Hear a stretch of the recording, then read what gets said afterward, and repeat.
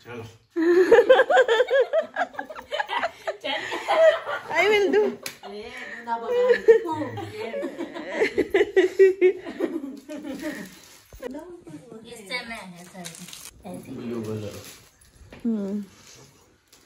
Mommy is making bajri guys for breakfast. Chutney, dal, and दूध.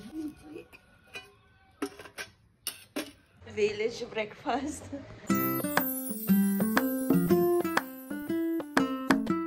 So here our baby. It's already 34 weeks guys, so that's why we decided to rest and stay at home only. Gawa ako ng breakfast guys kasi gutom na talaga ako. Kanina pa ako sinisipa ni baby. So lagi ako nagigising ng umaga, mga 7 o'clock para kumain ng breakfast ko. Kasi nga, ang likot-likot ni baby. Tapos gutom na gutom ako tuwing umaga.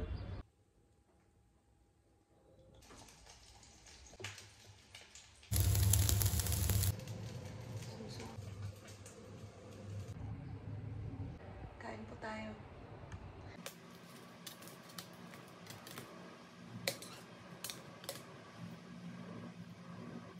I just finished packing the food of my husband guys because he's going to the shop. And I just make parata and sandwich, chutney. Kakaalis lang guys ng asawa ko. So ako na naman yung mag-isa na iwan dito sa bahay. Because I need to rest guys. So no more shop. Hindi na ako allowed pumunta sa shop. So dito na ako mostly magstay sa bahay guys for 4 days. Kasi on 21st or 22nd guys, uwi na ako ng village. So doon na ako magstay muna hanggang sa mga anak ako. Then si Huda dito muna sa sa flat namin kasi walang tatao sa sa shop namin. So the guy that he hired will be joining on March. Later on guys, I'm gonna fix the baby's cloth guys, the one that he buy additional. He bought it again in First Cry. So yeah, later on I'll show you.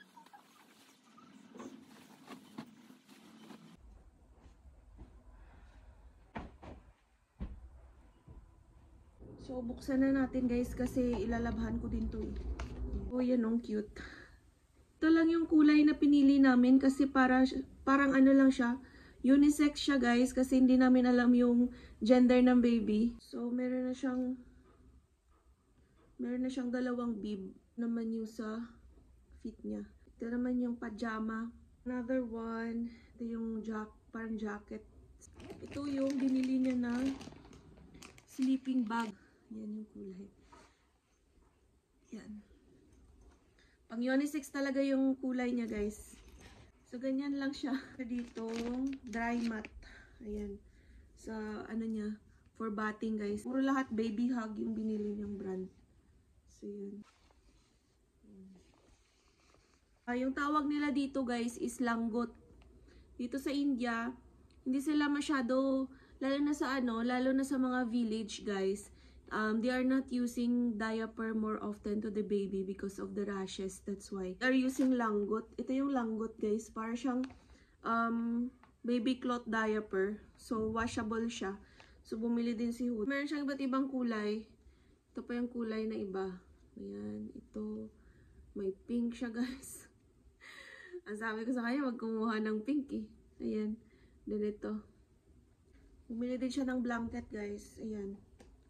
Puro blue. Blue yung blanket na binili niya. Diyos ko, talaga si Uda.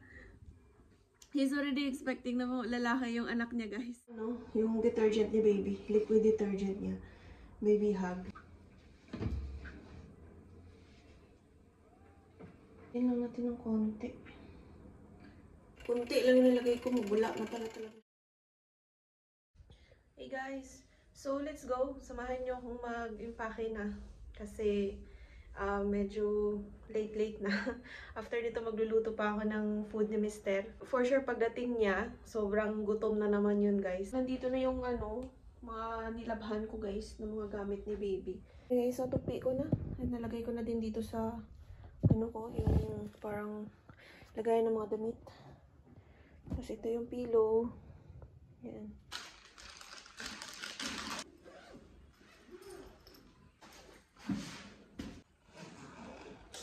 Ready na guys si baby. So ako naman guys mag-i-impacking ngayon.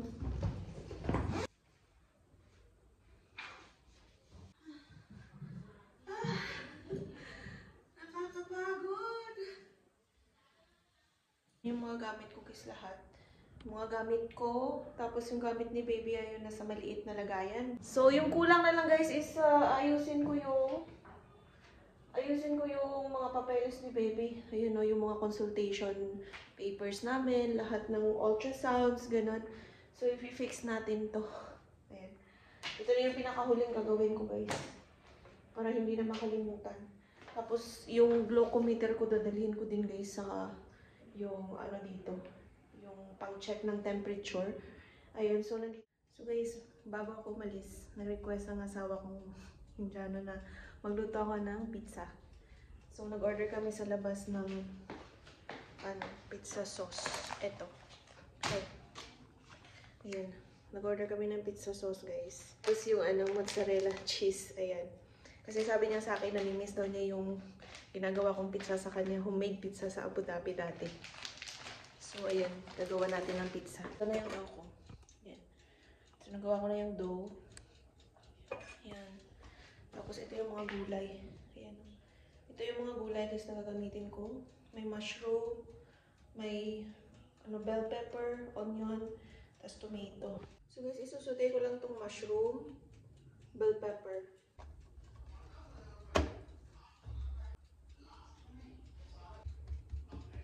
Dito ko lang minote guys eh. Sa may tawa kasi. First, lagay natin yung sauce. Spread lang.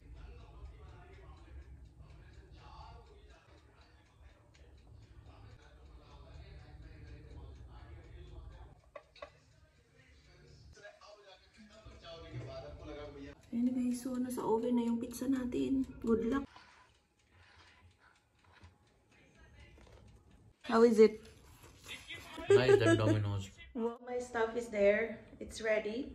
Because tonight we will gonna move to village. Ay, ako lang pala. Only me, guys.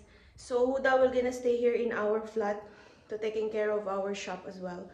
So, for the meantime, I will stay in the village, guys, with Mommy and Chuti. So that someone can taking care of me. Me and the baby as well, guys, once I deliver the baby. That's why. So, I'm done packing. Ayun. Ayun na yung maleta namin ni baby, tsaka yung maleta ko, tsaka yung mga gamit namin na kailangan namin dalhin. Bye, my husband.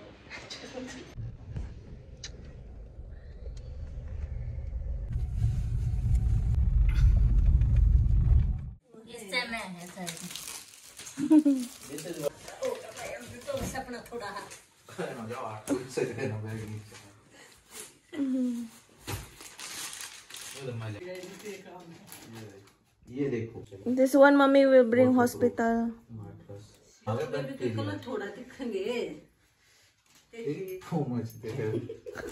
क्या है वे? Instead of diaper, Langot. itchiness, no? Langot.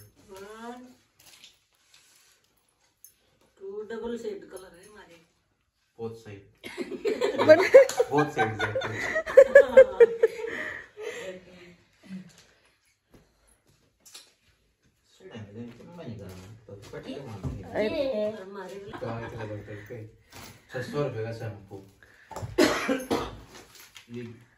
yeah, mommy receiving when you receive the baby.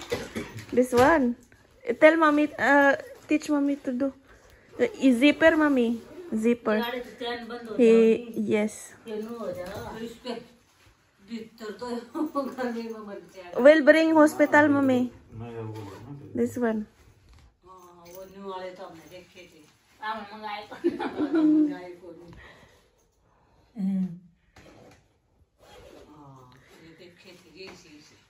Yeah.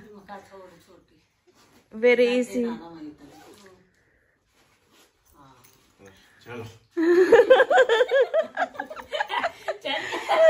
I will do.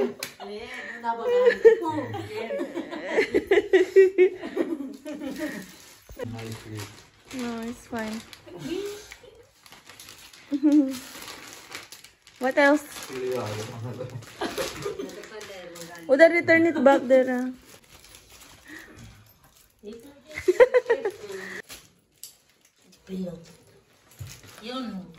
What is that? This is the one.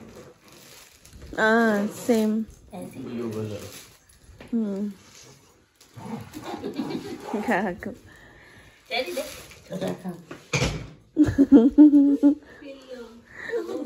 Pillow bed for net. To prevent mosquito.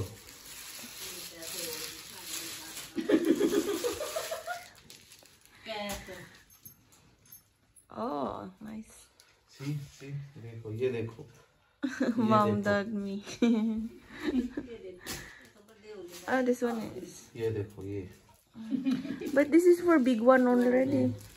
0 to 1 year. 0 to 1 year. This one pattern. What is it? The same. Ah, same the one. This one is what do you call this one? Swaddle type. With the cap. Hi guys, good morning. So today is my first day here in our village.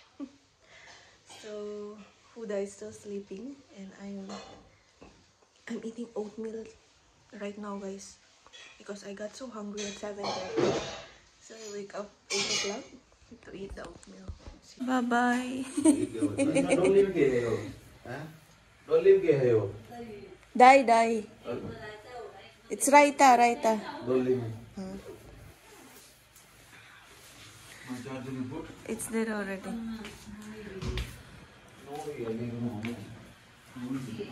This one is your oil. Manjit food. He's bringing in program.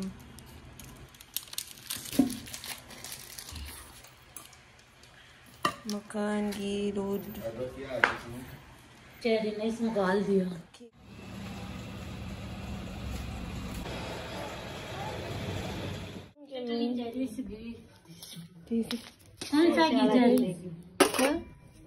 Makan, Mami, makan. Mommy is making bajri, guys, for breakfast.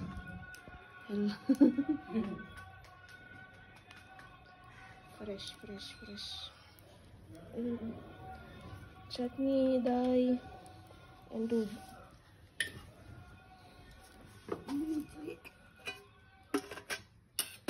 Too much. College hoti. Let's eat.